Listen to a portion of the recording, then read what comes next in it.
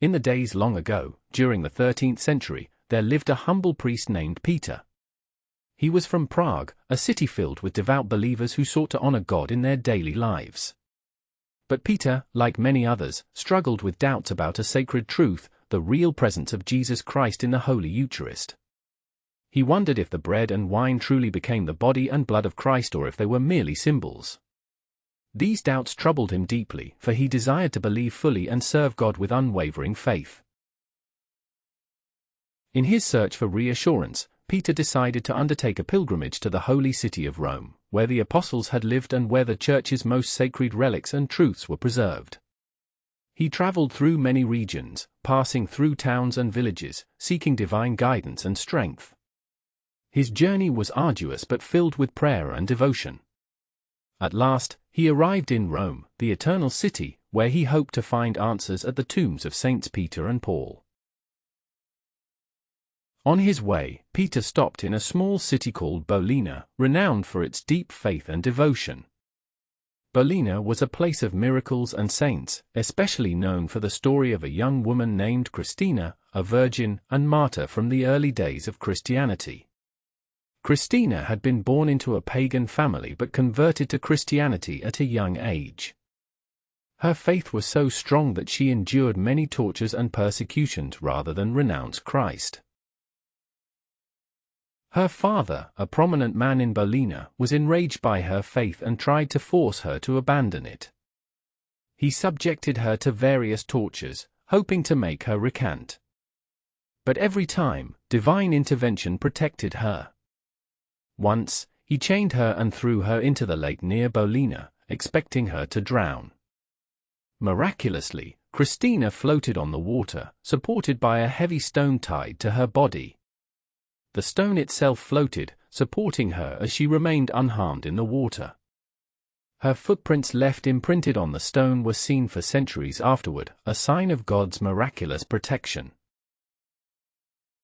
As Christina floated, her father, witnessing this miracle, collapsed and died in despair. Christina survived the ordeal, though she faced many more attempts to martyr her. Each time, divine power saved her from harm. Her faith and the miracles surrounding her drew many pilgrims to Bolina, where they sought her intercession for healing and protection. Her tomb became a place of prayer and wonder. Deeply moved by these stories of faith and divine power, Peter decided to pray for a sign to strengthen his own faith. He celebrated a Mass at Bolina, asking for the intercession of Saint Christina and for proof of Christ's presence in the Eucharist. As he lifted the consecrated host during the Mass, an extraordinary event occurred. Blood suddenly flowed from the host, staining the cloth beneath it and the priest's hands. Witnessing this miracle, Peter was filled with awe and renewed faith. Overcome with emotion, Peter could not continue the Mass. He gently placed the bleeding host on the altar cloth, tears streaming down his face. The blood left drops on the floor and the steps of the altar, creating a sacred and permanent sign for all who believed. News of this miracle spread rapidly among the faithful and the clergy, and many came to verify the event. The blood-stained cloth and the miraculous host became revered relics, symbols of Christ's real presence. Peter, eager to share this divine sign, took the relics to Rome to present them to Pope Urban IV, who was then residing in the nearby city of Orvieto.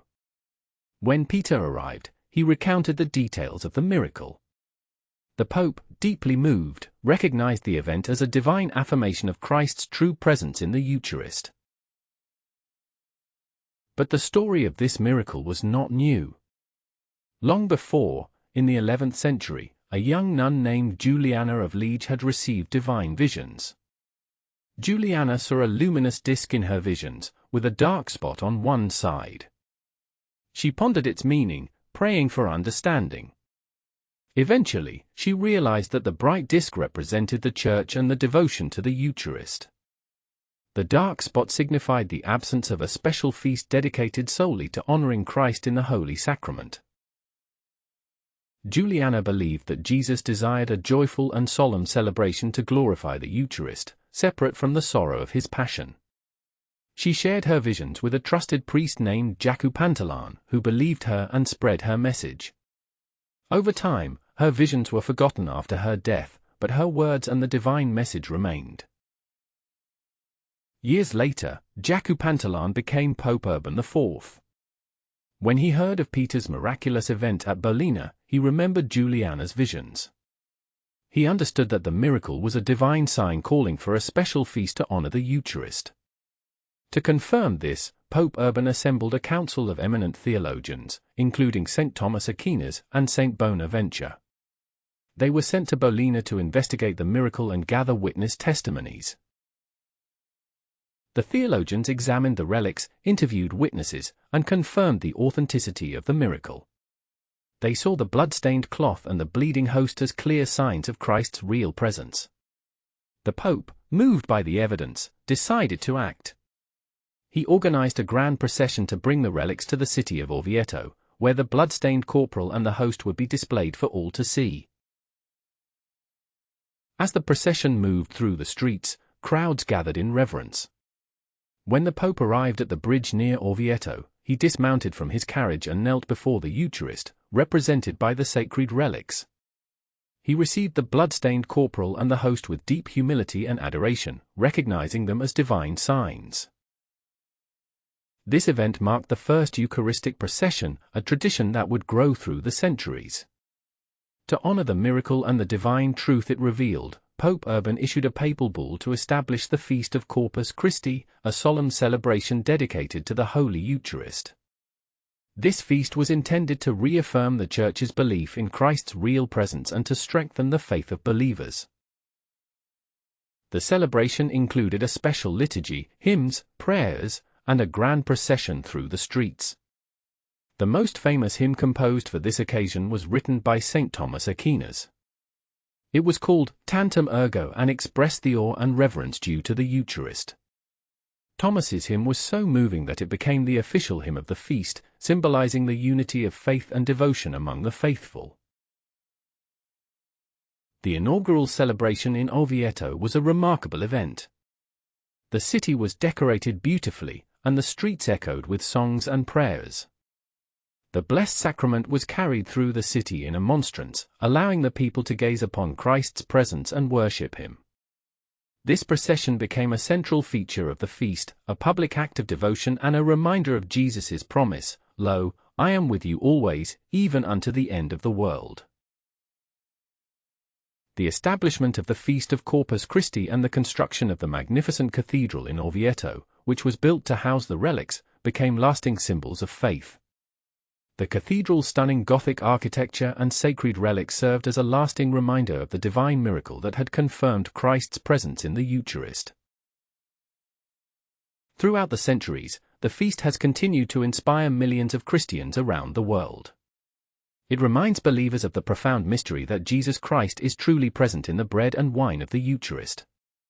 It calls us to deepen our faith, to honor Christ's presence, and to live in love and reverence. Yet, it is important to remember that different Christian denominations and faiths have their own beliefs about the Eucharist. Some do not observe this feast, and some interpret the Holy Communion differently. But at the heart of all Christian faith is the love of God, the grace of Jesus Christ, and the call to respect and understand one another. As we conclude this story, let us reflect on its lessons. The story of the miracle at Bolina, the visions of Juliana, and the actions of Pope Urban teach us about the importance of faith, divine signs, and the power of devotion. They remind us that God is always at work, revealing His love and truth through miracles and sacred mysteries. Let us honor the Eucharist in our own lives, recognizing it as a divine gift. Let us seek to grow in faith, love, and reverence, just as the faithful of old did. And let us share these stories with others, so that the light of Christ's presence may shine brightly in the world. If you found this story inspiring, please like, comment, and share with your friends and church community. Subscribe to our channel for more stories of faith, hope, and divine love. Together, let us walk in the light of Christ and keep His sacred truths alive in our hearts. Thank you for joining us on this journey through the divine history of Corpus Christi. May God bless you always with His love and grace.